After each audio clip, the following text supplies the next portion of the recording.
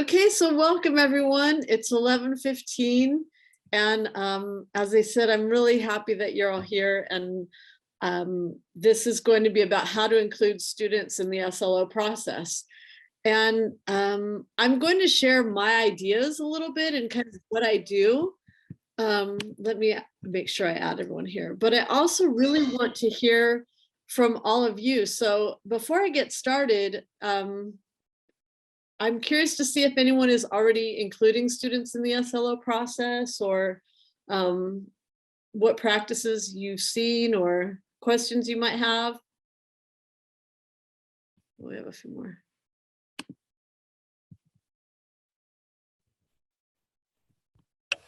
None? Okay. Well, I guess I would have a question, and that would be how one, and this is what we're going to hear from you, I'm sure, how one would include students in the process, if you mean in the design of an SLO, as in let's come up with some question or some skill that needs to be demonstrated or something, and having the students say, yes, I'd like to be tested on this, or is there some other approach that you're referring to? Okay, so I'll talk about all of it. So then that's what I'll do is, all right, so thank you all for being here, Jarek. So nice to see you. What a great opening session, and I'm so happy to see you. Yeah, so one of the things that I was thinking about after the keynote speak is that I am with the choir. So originally I was going to set all of this up with trying to convince faculty or convince us that we should include students in the SLO process. But I think based on the audience here and what we've said, I think we all do recognize that students should be involved in assessing their own learning. And that's kind of one of the things that struck me this morning at the presentation was that this has been something neglected. And Jarek and I talk a lot about this. I think that's where I really connected with you, was like, how is this controversial? Like, how is assessing learning Jarek, do you want to say anything about that? Oh, I have tons to say. I don't mean to be stealing your thunder, absolutely. So yeah, great moderation. Yeah, and so that's one of my things on my campus is this, when we all first started learning about teaching and pedagogy, we recognized like the importance of student agency, and the learning really is so much about the student than the learner. And how has this become controversial, and how have we gotten to this point where we're not even talking to them about this? So just really quick anecdote here. You're absolutely right. We have student learning outcomes. The first word is student, right? And we are so accountability driven. We envisioned those cycles of assessments, right? So we have, let's just say institutional learning outcome, program learning outcome. We are going to assess them every so often, right? Like every 2 semesters, or we are going to only assess certain ones. Okay, go ahead and tell this to the students. We are going to assess our reading this semester, but if you want to know how you're doing on writing, well, yeah, sorry, you may only take the class again if we allow you to. Otherwise, there's just no way you're going to know how you're doing the writing, because accreditation body does not require us to do it. It's just those types of discussions that we need to put to rest. And again, Leanne, you've been just fantastic about this. So you're so nice. Thank you so much. Absolutely. Well, so I guess I'll start with a comment that I hear often at work. And in fact, I heard this yesterday at a curriculum meeting, and it was what I just posted in chat. Students don't pay attention to SLOs. And that sets my hair on fire. Like, and again, I don't mean to sound self-righteous, because I do not by any chance have all the answers, but I do know that learning is what at the heart of what I'm trying to do. And I think all of us, and so if our students aren't paying attention to SLOs, that is on us. And so if a student's not paying to SLOs, it means that we're not drawing attention to it, we're not interrogating it, and we're not looking at it. And I think some of us, one of the concerns that I have, and even today talking about grading, is so many students focus on the grades while we're trying to get them to focus on the skill or the learning. And so this is the heart of it, is that the more, and in fact, I had a student yesterday say, I know how I learn. I had another student said, well, my performance doesn't show up, but I recognize that I'm learning how to write a timed essay. And so I think, I don't want to go on and on. I think we can agree that students should be involved in this process. At the very least, they should be aware of it. and they should be paying attention to it. So I'm just going to talk about what I do. I try and do from beginning to end, and I'm trying to get a culture going at my college. I'm the SLO coordinator at Cerritos College, as you may know. So I'll start, and then I do want to open up and talk to all of you. I feel so energized, Yarak, by even just today, like, oh my gosh, I'm with my people, you know. I was like, okay. And so I'll just kind of start and talk about what I'm doing. We do department surveys, as some of us may do when we're doing our unit planning or program review, where we ask students, what do you want to learn? What do you think that you need to learn? And that yielded for us, a lot of our classes are very heavy on, I teach credit ESL, are very heavy on reading and writing. And a lot of students were saying they wanted more work on listening and speaking. And so one of the things that we did is we integrated our courses to add an SLOs concerning listening and speaking. And so we made a curricular change based on that. Also, the first week of class, I make sure that I focus as much on SLOs on my syllabus as I do on grades. That this is what we're going to be doing and what does that mean? And I have students evaluate the SLOs the first week of class.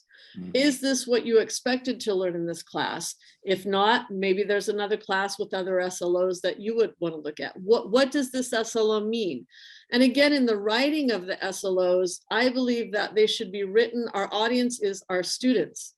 They should be written at a language, not using this obscure language, but language that our students can understand, that's highly accessible, and really have that be part of the class right from the beginning. Is this what you expected to learn? Why would this be an important skill to learn? One of the SLOs from my courses has to do with timed in-class writing. And that usually inspires a lot of fear in students, but then we talk about what the value is there. So that's kind of where we start, is in the creation of the SLOs. I mean, the hubris that it takes for us to design SLOs without even consulting the students on some level, I think is pretty arrogant and pretty anathema to what we know is good learning. So are there any questions, comments, or additions to that process of simply of creating? And now I'm talking about course SLOs. I'll talk a little bit about program SLOs and institutional SLOs, but does anyone else have any comments or ideas or things you'd like to add to that?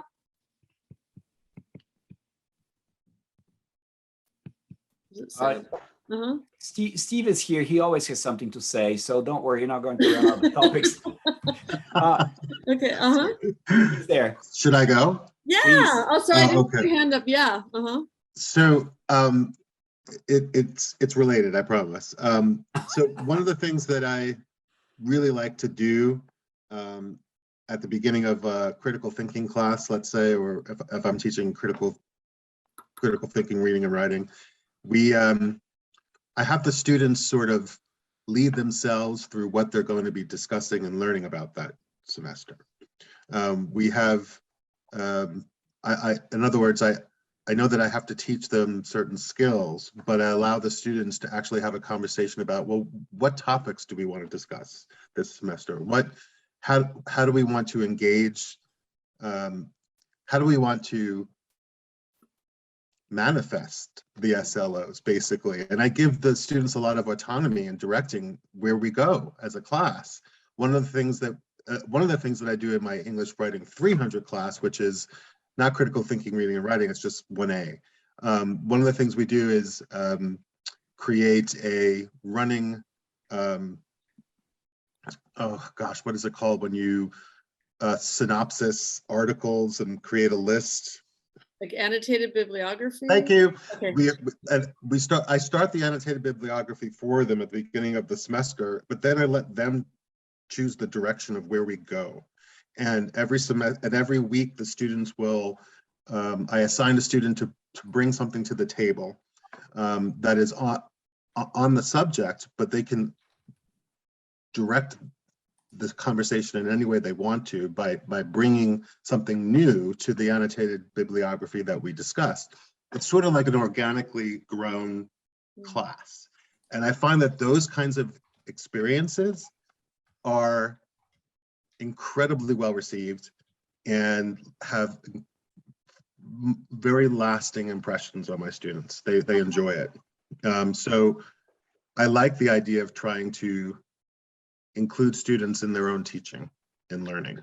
I love that. That just inspired me to think of something else too that I haven't done before, but now I'm going to do based on, and I am taking notes. So thank you so much for this, because I'm wanting ideas from all of you as well, is that asking my students, okay, these are the SLOs. How do you learn this? What do you need from me to learn these things? And, to see that it's both ways, instead of, I'm really still adjusting to being online and remote and trying to, I feel like a new teacher again, what works, what doesn't work. And, but I do think, I do have some of our students, they're aware of how they learn. What do they need to learn? And so I think that's a great idea. We're not mandated on how to teach this necessary, but like, these are the SLOs, how do we get there, and letting students be a part even in that. And I agree, even in the content, it's been very helpful. Thank you so much, Steve. Anyone else have any thoughts or ideas? Oh, okay, I see a hand up. Hi, I'm from Los Angeles Trade College. If you're teaching a course that is either a prerequisite or really needed for transfer, which is most of the courses we do, we really have to stick to the course outline kind of thing. We don't have a whole lot of leeway. I mean, in the skill part, yes, but in the course contents and everything, we really need to make sure we cover all of that. So how do you kind of incorporate the flexibility then, and putting what the students expect to learn versus what they are expected to learn from the point of view of the next course that they need to take, and the schools that they have to apply to. Right. Like so that's one of the issues, that it's, it's a recursive process. Obviously, we can't change SLOs in the middle of the semester. We can't even change like once the semester starts. But I think it's helpful to think about in the future, are these relevant skills? And so it depends on our disciplines too, right? Some are very content based and some are more skills based. And so, mine is in languages. And so those skills are pretty measurable. It's not necessary content. So I think obviously, like, you can't change the course outline of record of the skill in the middle of the semester, but in the curriculum process or in the department or the action plan process, I think it's an important thing to bring to the table, that maybe this doesn't seem to be relevant, or maybe it is relevant. And and one of the things that I do as well is, just because something isn't on our SLOs doesn't mean we can't also learn that. So if I know a lot of times we run out of time, but there are these moments where even if it's 5, 15, 20 minutes, something else a student would like to learn. I know sometimes poetry comes up in my prose writing classes, and so it's not in the SLO or the course outline of record, but there's nothing that says I can't also add that as an extra. So I don't know if I answered your question, but we do. So what I'm saying, including them in the design process, I'm saying to consider that when we're rewriting or updating or changing SLOs, maybe. So long term, you mean like in the planning and when you modify the curriculum? Yeah, okay, I can see. Thank you. Yes. Steve, did you have your hand up again? So another thing that I've done that might work for you in LA and in the kind of courses you're teaching is I might design 3 potential ways to teach this SLO, to teach this concept. And then I present those 3 potential ways to my class, and I have them vote.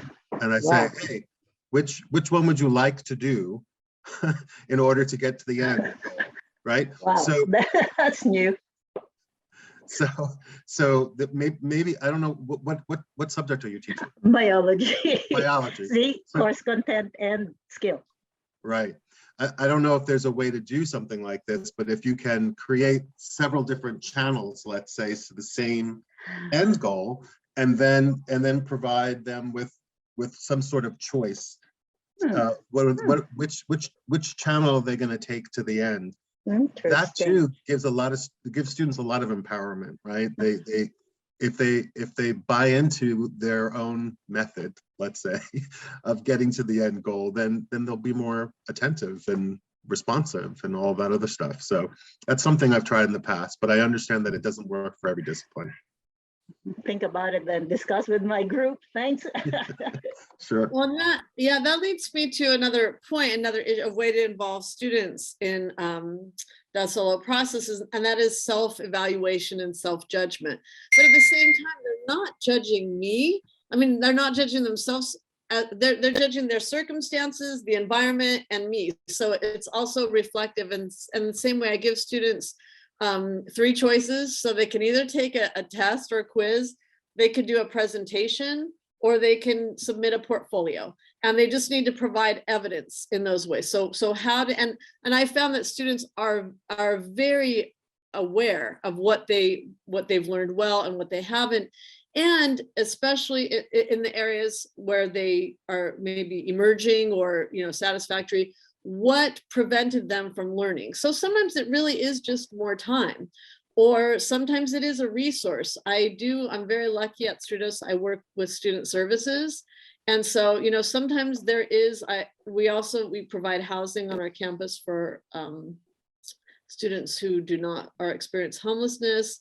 We have many of us food pantries, space, we're having our gym open for students to work. So we know there are all these other factors. I think that's another missing piece, is for students to talk about, were there any things outside of the classroom that affected their learning, either positively or negative? Maybe they had a sibling at home who also went to the same college, and so they were able to help them. Or maybe there's a student who's working.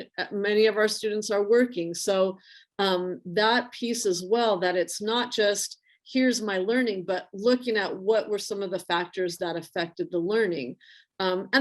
So obviously that the resource piece is important, but we also are looking at our own teaching. So and I try and do one of these in the mid-semester too, to see, so we can make adjustments. What do you need from me? So do we need more practice with this? For example, I found that I was doing summative assessment a little too soon on timed in-class writing. So the students overwhelmingly asked, we need more time just practicing without that stress of the grade, with more feedback. And I found that to be helpful. So that's something I'm doing with the assessment of SLOs. So I'm curious to see if anyone else has any other ideas or suggestions or questions about that.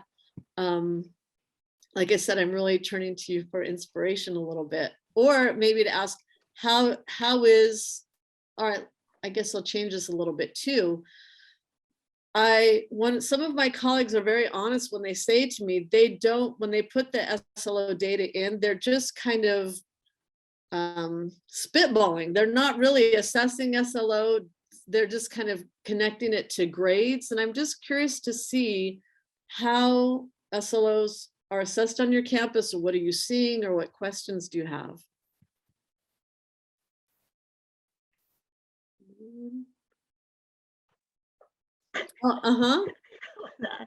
Yeah, at first, at the beginning, as a group, we asked one question for each SLO, and we knew it was not worth it. And then we decided, all right, we will still ask questions, but we will make a case study kind of question, a little bit more.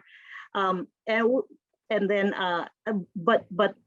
the thing that is happening is we keep on modifying it, and when they are really scoring badly, actually I think all of us are taking it seriously, because we're reflecting on, did we really teach it, or maybe it's the way we ask the question, the way we assess them, what the problem, and it's very revealing. So I'm in to do it properly, and it's not just like basing on the grade, which is happening too. So I think we are in a sense that we know it's useful. So I guess, but including the students is probably going to make it even better. So, well, at the same time as I'm doing this, are any of you using outcomes in Canvas? Yeah, how's that going? So last year when I was sorry, I'm speaking again. Last year when I first became student learning coordinator for SEC, I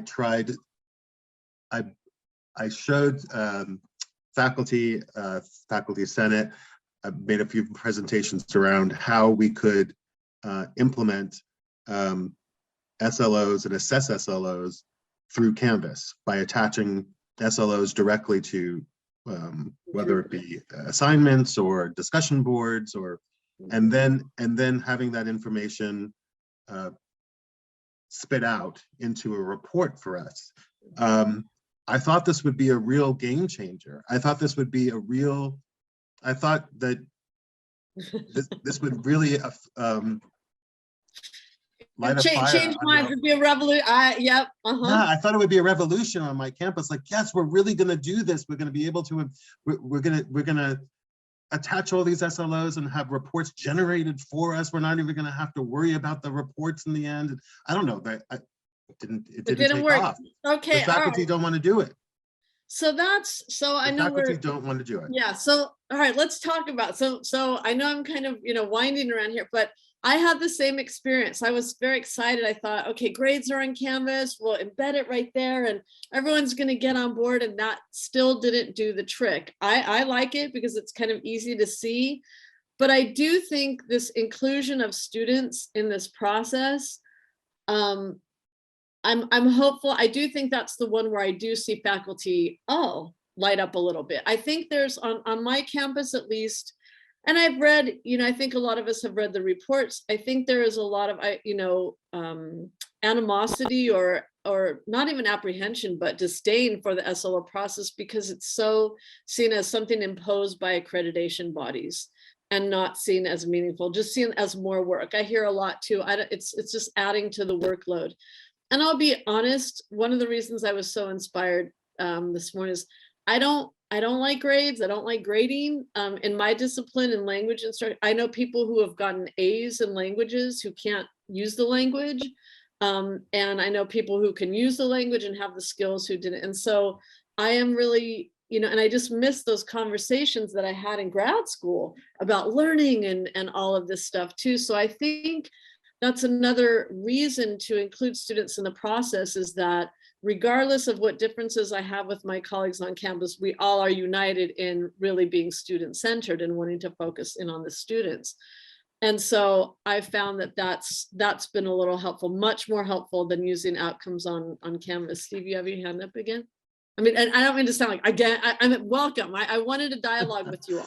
So I just thought of something.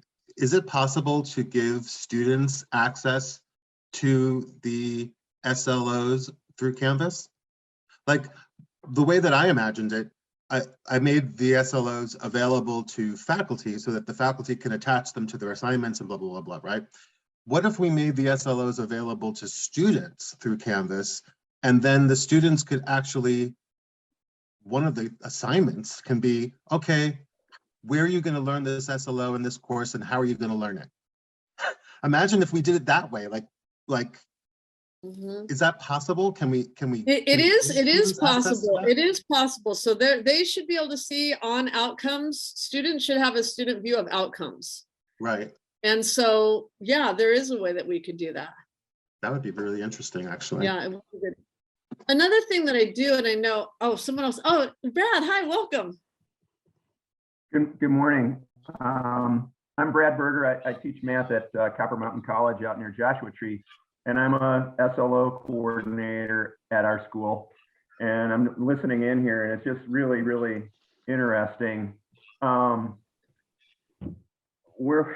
Sorry, I sort of lost my train of thought there for a second. No, we're here. We're here to talk. Leanne, you were talking about how a lot of instructors feel like the SLO assessment process is imposed upon them and so forth, and that they don't really get anything out of it. But what I always try to remind the faculty that you've been doing this before we had SLOs. Yep. You are constantly asking your students if they understand things and have learned things, and then adjusting your teaching to fix it.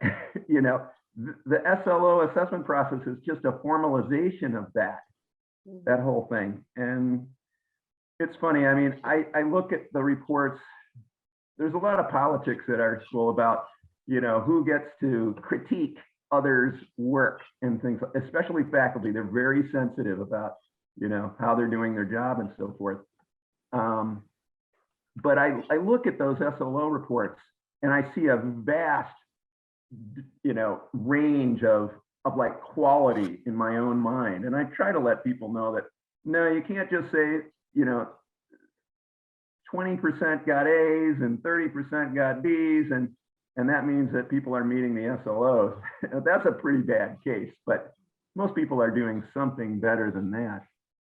But I love this idea of letting the students know more about the SLOs, because I sort of blow that off in the beginning of the course. We put our SLOs, it's mandated at our school, maybe other places too, that those SLOs have to be on the syllabus.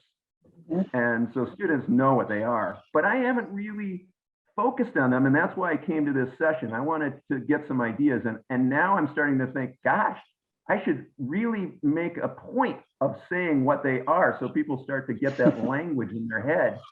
And every class, every topic we go over is like, see how this fits into this SLO. So thank you for doing this. Sorry for talking so long. No, thank you. I'm so happy to meet you. I know this sounds really corny, but I'm truly honored to meet with you and talk to other coordinators to see what's going on. And yeah, same with me. And so I do believe it is an accreditation issue that all of us, at least in California, have to have the SLOs, and they have to be the official SLOs that are in the course outline of record. We just finished the accreditation process and we got dinged for that. So I'm still dreaming about that. But yeah, it's so much of the focus. Again, it really makes me so sad when faculty say students don't pay attention to SLOs. One of the things that I have done is, and again, going back to what Yarek was saying at the beginning, at our college, we have our guidance is every SLO, every course, every term, because why wouldn't we want that data? We want all that data. And one of the things that I did do is I did go to our student cabinet and our student senate and talk to them. I go to them every semester and I talk to them about SLOs, and they're convening a cabinet or a panel on a student panel for SLOs, because I think they should also be knowing what we're doing, especially in this environment. And again, it's the same thing that Brad said, there is a lot of sensitivity, and especially even now, it's really a tough time. You know, I'm very aware of that. So I've noticed that even more than ever, their feelings getting hurt or things being politicized. But as I said, I do know we all share that focus on the students. And so, you know, for the students to be aware, and I even brought that to the question of, we were asked to revisit that guidance. And I said, okay, there are some, you know, departments who would like to just do, you know, an SLO, one SLO every semester. And, you know, what do you want as students? What do you think your instructor should be looking at? Or, you know, they're definitely noticing, I think we all can say that, the negative effect on learning that the COVID era has had. And so, you know, we're trying to find solutions, and we need to hear from the students. And so that's another thing I do. It is a faculty driven process, and I'm aware of that.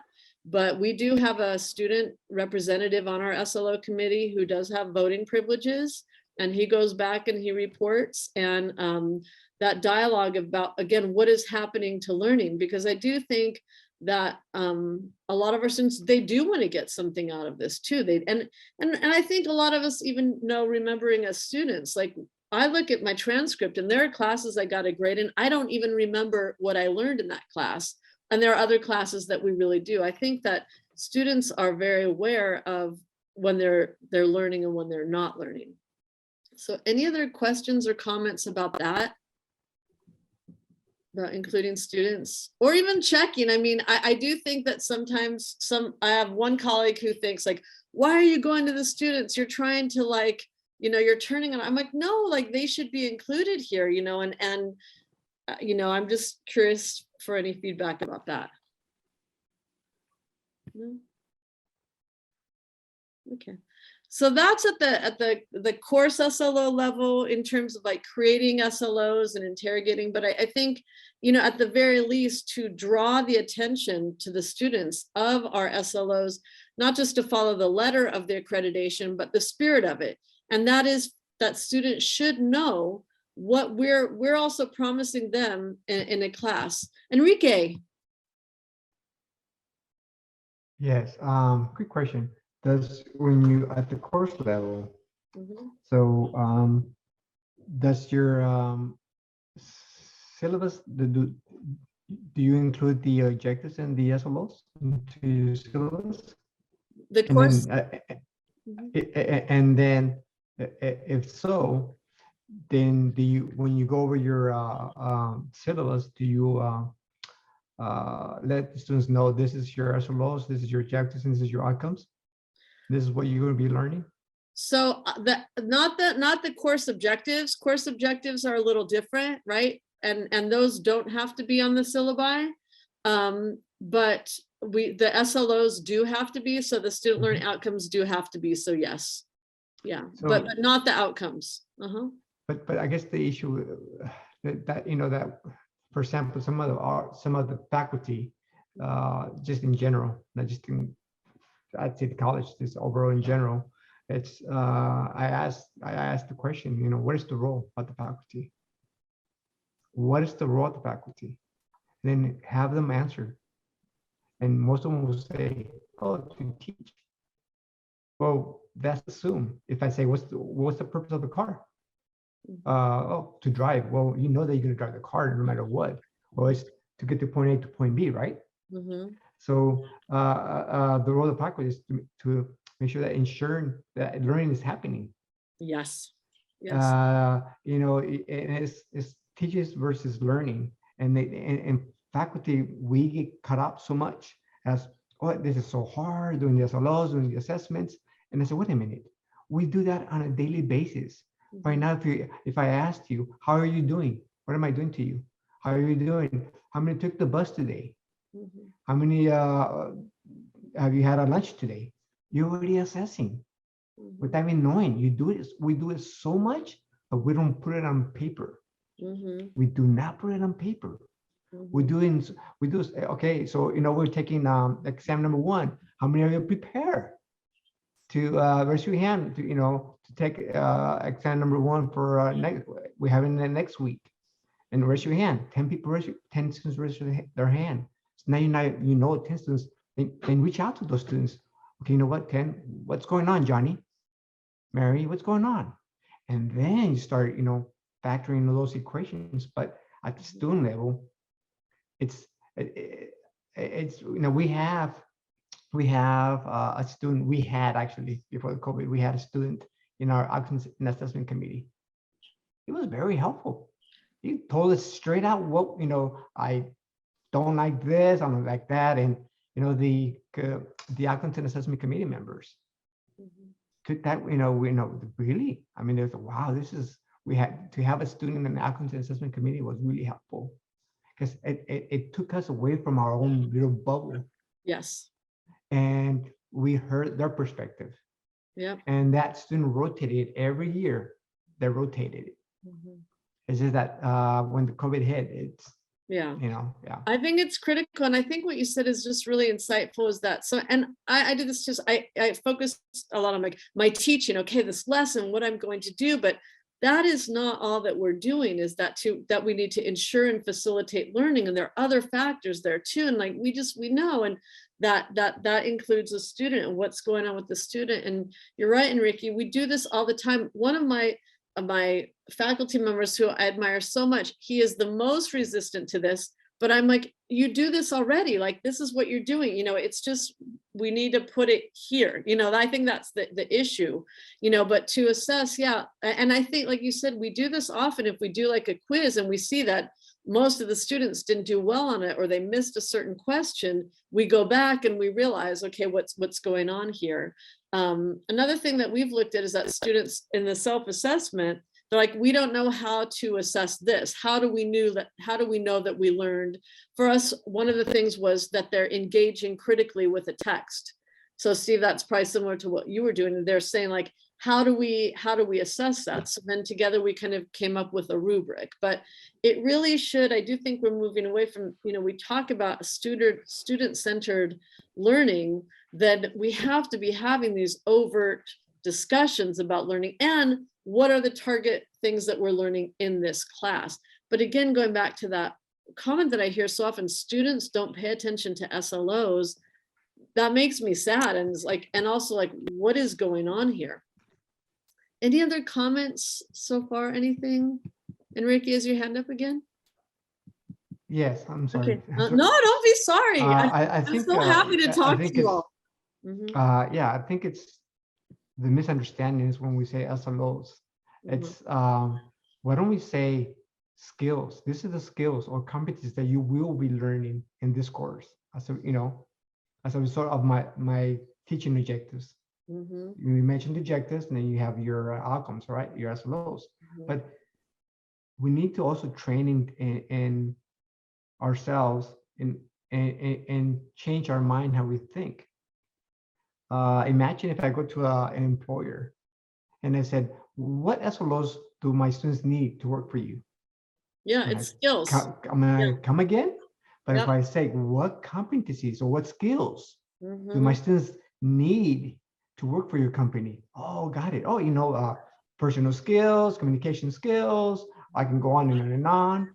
And so at the very beginning of your classroom, you have these SLOs and explain to the students, be meaningful. mhm, This is the skills that you're going to need in order to transfer mhm, or to take another course. mhm. This course has a prerequisite of this course. So once again is start. As much as I hate SLOs, I come from another country. We don't have SLOs. We have competencies and skills. Here's a skills that you're going to be learning, and those skills were written on paper. You will be learning these skills. And I think will that's be- the issue. Yeah, I think SLOs definitely has a branding problem. It's a branding issue. And so it's true. It's just like we said, like we've always been doing this, it's just now that this name, you're right, it's skills. What are the skills that we need at the end of this? And so this just inspired me, Enrique. I'm going to do that on my syllabi from now on. SLOs, skills, AKA student learning outcomes. So, when we do this, and that's what it is. And I think in academia, we are very good at making the simple overly complicated. And I think in some cases, that's what's happened here, is that and again, that resistance, like even you said, you hate SLOs, like I think you hate the branding, so. And it's kind of like also it goes hand with talking about competency-based education. Yes. Not to bring that in, but It's part of it. If I am a faculty teaching, say, automotive, and Steve already, I'm sorry, I mean Steve is he knows how you change the brakes. Why is Steve going to take a 3-week course or 1 week? But Steve, he already knows how to change the brakes. He already has the skills. So from the very beginning, Steve gets the syllabus. Is the skills changing brakes? I know how to do that. Change the oil. I already know how to do that. Right. Steve can go straight to, hey, Miss Leanne, I know, you can test me. I already know. I already know how to change the brakes, change the oil. Can I go all the way to the end of the, I don't know, third exam? That I don't know how to do. Anyways. No, I agree. One of the things that Eric said this morning, that was like when he said we're like a cartel, I was like, oh man, I use provocative language sometimes. I'm like, dang, but I think there is an element of like what you just said. I agree. I advocate for that. But someone's like, no, you have to take these courses, you have to do these steps. And I really advocate for competency-based education, but I don't want to get too off into the weeds here. But yeah, it does bring up this issue of, what are we doing here? And is the only way a student can learn these skills through our classes? What if they've come to our classes already with these skills? And again, in my discipline, that's a pretty easy fix, as we do a diagnostic in the beginning and then we can replace students. But I know in some of the other disciplines, probably, biology and math, I think math with the new legislation, we're probably maybe seeing that too. But anyway, but I do think we have a branding issue for sure. I want to talk a little bit about program SLOs and then institutional SLOs, and then talk some more too. And the issue of program SLOs, are any of you assessing program SLOs on your campus? It's kind of an emerging practice for us at Cerritos. No?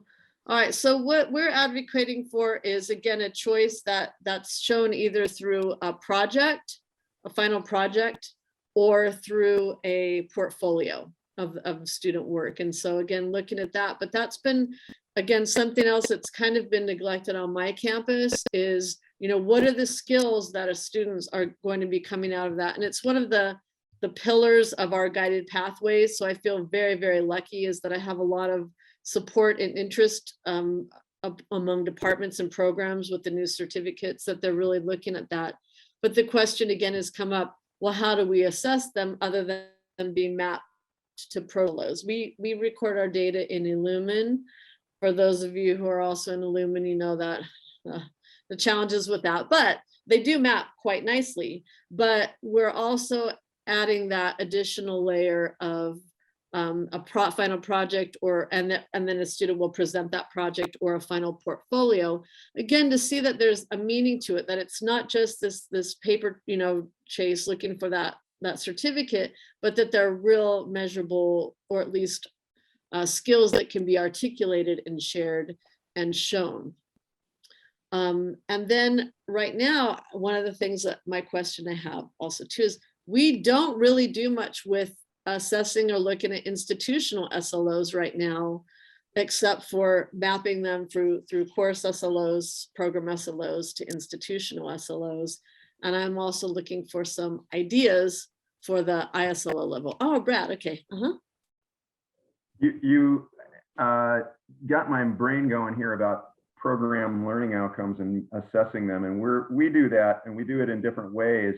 In our math area, we're going to try to do a direct standalone assessment instead of trying to link it to SLO accomplishment for, you know, maybe some capstone courses or things like that. And you're talking about that project, that final project and portfolio, and it got me thinking, how do you score that? Do you use some kind of rubric that your students actually know what the rubric is, or how do you do that? We're still figuring that out. I mean, like I said, that's a good question. I think we would probably have the same thing that we have a 3-2-1, and have the students say, you know, which, but also too, we're looking at specific skills. So I think that's one of the things we're looking at. If there was one that came up a little bit short, what could we do within the program to enhance that and include that?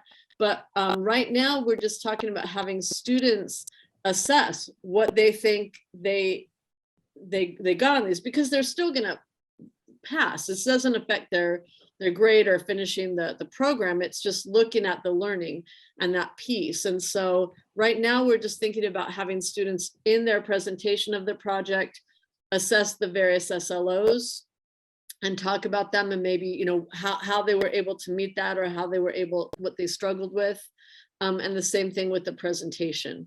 So again, we're still kind of sorting that out, and it's not an exact science, but really, oh, bye Lexi, thank you so much for coming.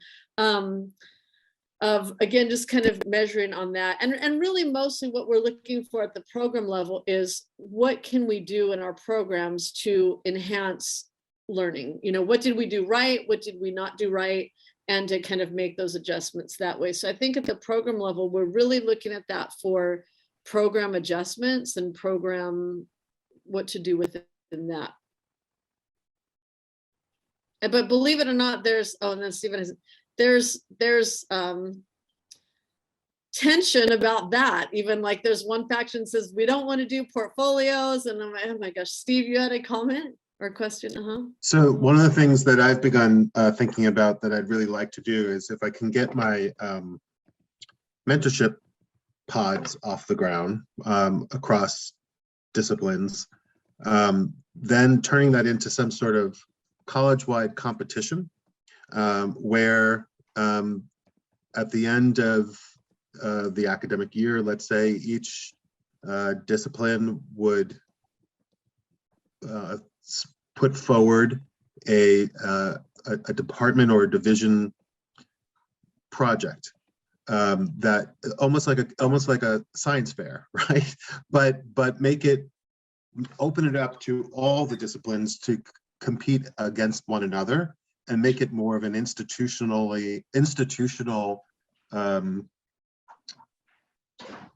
event that can satisfy those SLOs.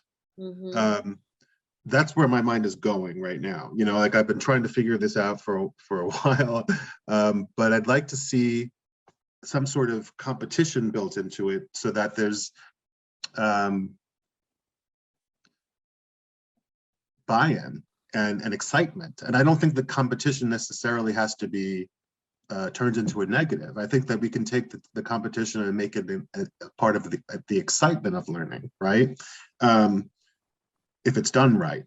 So I don't know if that answers your SLO problem. But No, that's such a great idea. I'm taking notes as I'm doing this here too, is that, oh, maybe even across the programs, have them, yes, you know, like do like little research competitions or presentations. yes, exactly. Or then, like, or at the beginning of the academic year, the faculty can come together. Let's say the faculty that are the people who are in charge of these mentorship pods, they come together and they select a topic, that they select a subject, that the entire school the entire college then will feed into this subject with all of their, with some of their assignments and stuff. But the goal is, at the end of the academic year, we have this competitive week where different departments will showcase their response to the campus problem that was selected at the beginning of the year, right? And so it's this really integrated college-wide effort that can tick off all of those SLOs all in one setting, all in one place. Get everybody into the arena and just go. I love it. I had been envisioning a showcase, but I Oh, like, that's but I like the competition, you know, angle, you know, too, or like a, you know, student research competition or something like that. Yep. I think that's also a missing piece that I'm noticing, and I don't think I'm alone in that, is that the institutional, like, there's not really a discussion about that, or you know, and I really admire my administrators a lot, but it's not really on in the discussion, and so that's something that I'm really looking for, and I'm turning to students and student government with that as well, and that's something I think I'm going to bring to them, is like some kind of competition. I like that. Yeah, that I don't know if the students get to select their subject, but if there's what I find is happening is that the administration and the institution is just assuming that all of the prolos and the SLOs are being met, and the faculty are doing what they're supposed to be doing, and there's no integration. There's no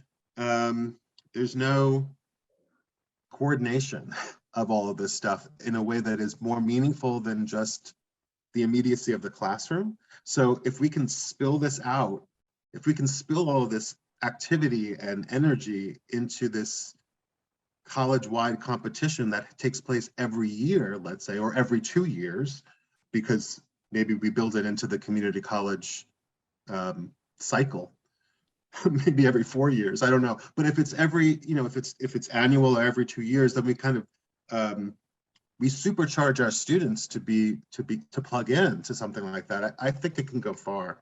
I really like that. I'm going to follow up with you, and this has got me inspired again. You know, we have every year we have these student academic achievement awards, which, okay, it's nice, but it's one student, you know, and from each program, and that's nice, but it really is focusing again on that ranking.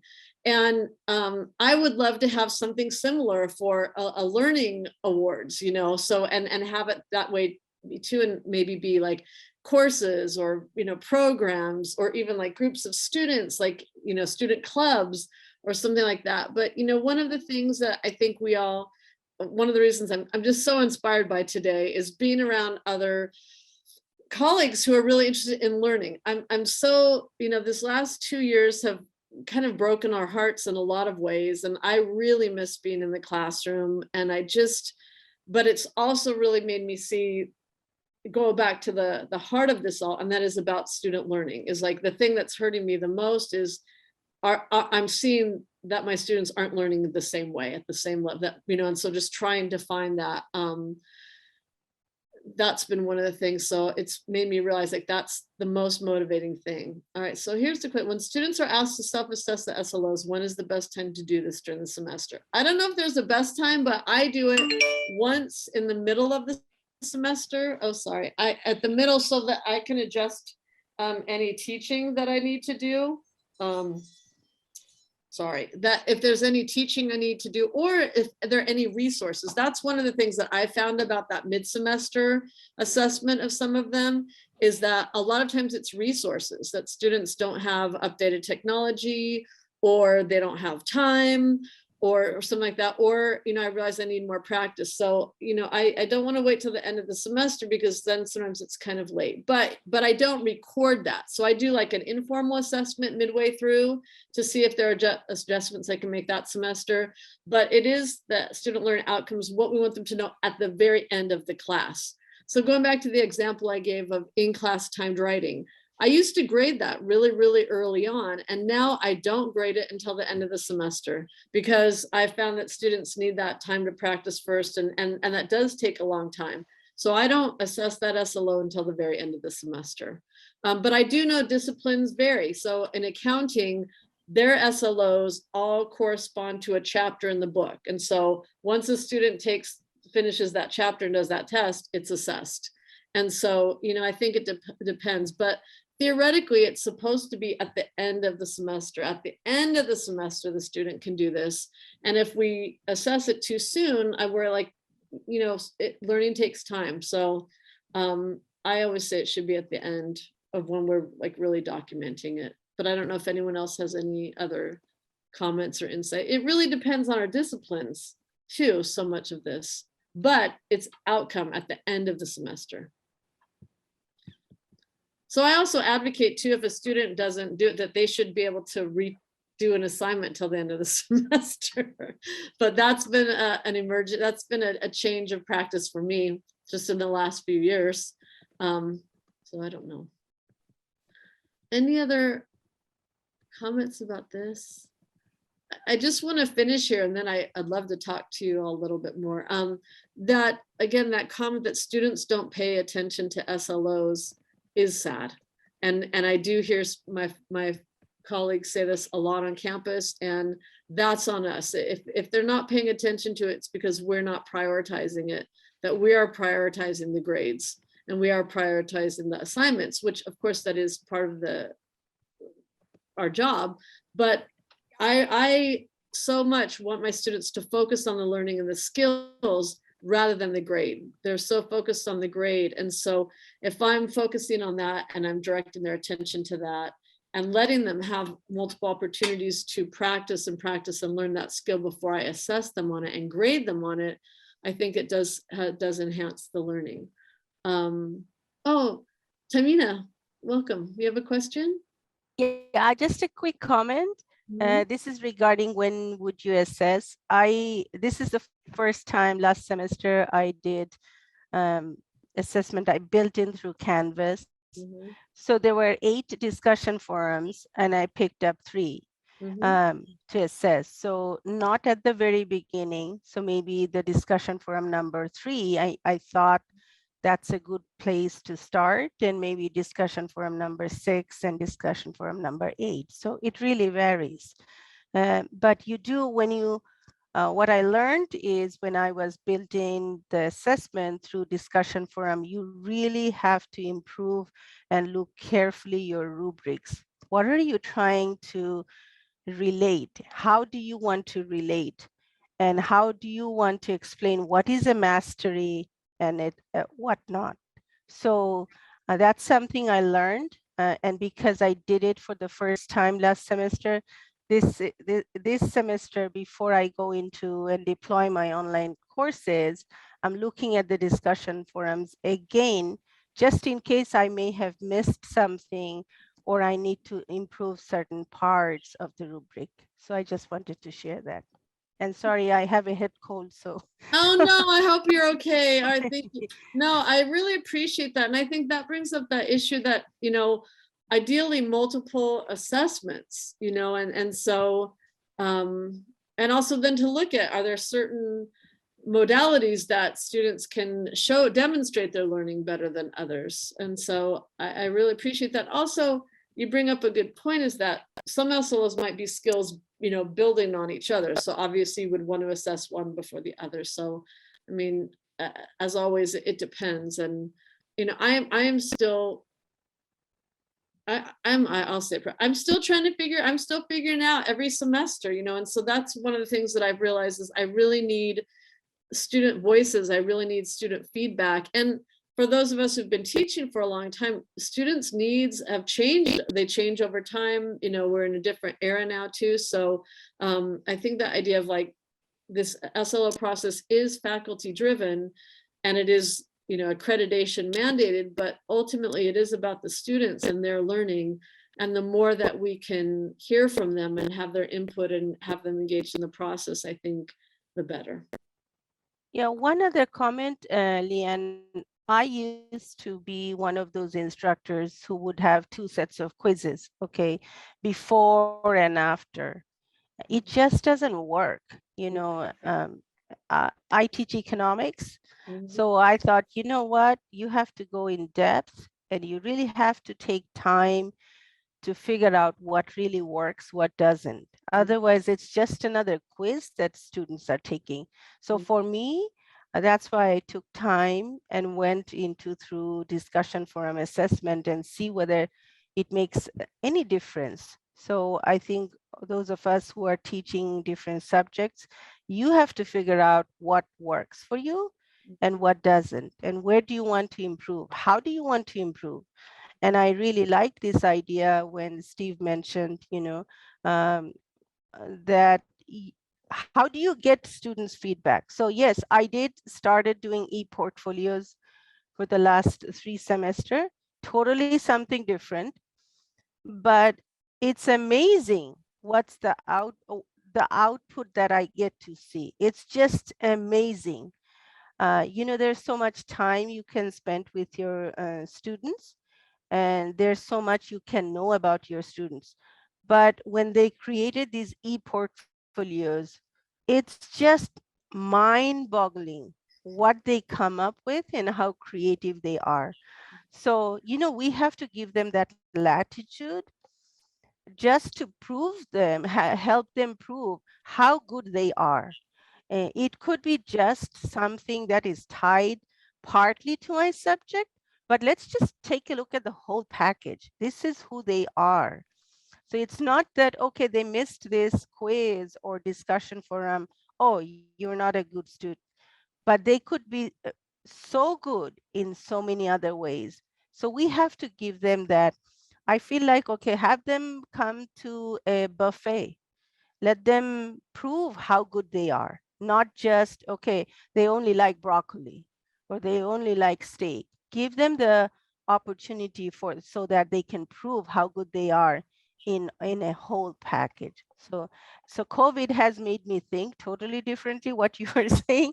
I've been teaching online for 12 years, but the last 2 years is a whole different ball game than what I've been doing the year prior to that. So thank you for giving me opportunity. Oh yeah, no, thank you. And I think that brings up a really good point, is on the flip side, I have students who just tell me what to do, professor, tell me what to do, tell me exactly what to do. And that's not what we want either. So that the more agency and autonomy, and I agree completely, when my students have the opportunity, they go above and beyond an assignment that I would have given. So the last question is, what if students' SLO assessment does not match with faculty assessment? So obviously then you would choose it. So you would decide. But what I found is usually students, when that doesn't happen, they don't assess their learning high enough. They see it lower. But what I do is I don't assess the student. I don't take the student's SLO assessment. I have my own rubric and I look at the evidence that they've shared. So if they're giving themselves a certain score, but they didn't provide that evidence, then I use it based on the evidence, but ultimately we can decide. So that's another interesting thing too. And also if the student assessment doesn't match, then maybe that's time for like a conference or discussion. And we see that a lot too, right? So often I have students grade, I give them the rubric and I ask them to grade their first essay using my rubric. And sometimes if it's a little off, then I meet with that student and we kind of go through it. So thank you so much. I'm going to stop the recording in just a minute, but I'm going to stick around. Thank you all so much. I have a whole page of notes and I really appreciate it. And it's been an honor to spend time with you all.